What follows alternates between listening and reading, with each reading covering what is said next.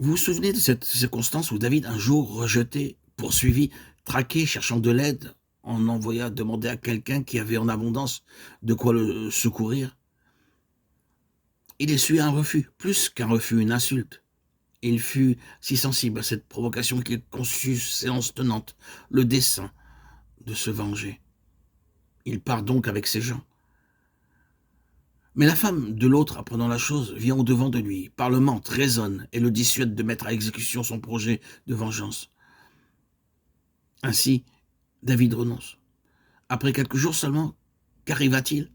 Cet homme meurt, victime de ses propres excès. Et David remercie Dieu de l'avoir empêché, lui, David, de faire le mal.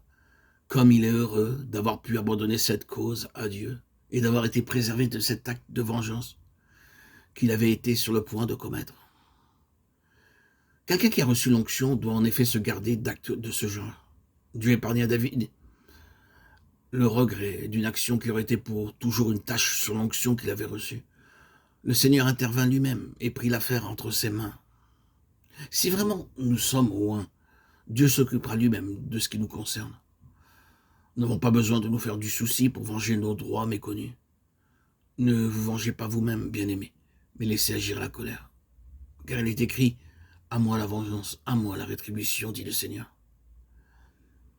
Et quel exemple que celui de David refusant de toucher à Saül alors qu'il le tient à sa merci.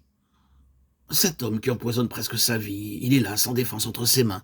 Un seul geste et David serait débarrassé de son ennemi juré.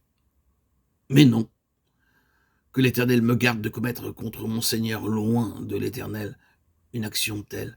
Ce sont là des choses qu'on ne peut pas faire quand on a reçu l'onction. Or, tout cela est plein d'une signification profonde et jette une lumière bienfaisante sur la vraie nature de l'onction.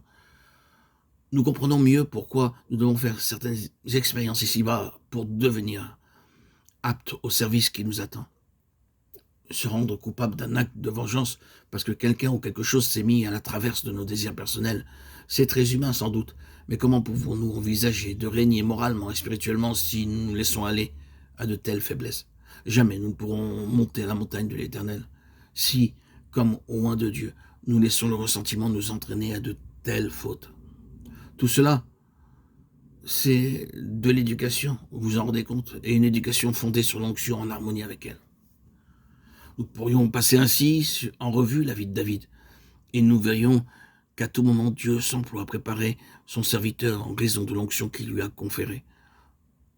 Nous verrions notamment que même cette période sombre que David a dû traverser était dans la pensée de Dieu, un des éléments essentiels de la préparation au trône.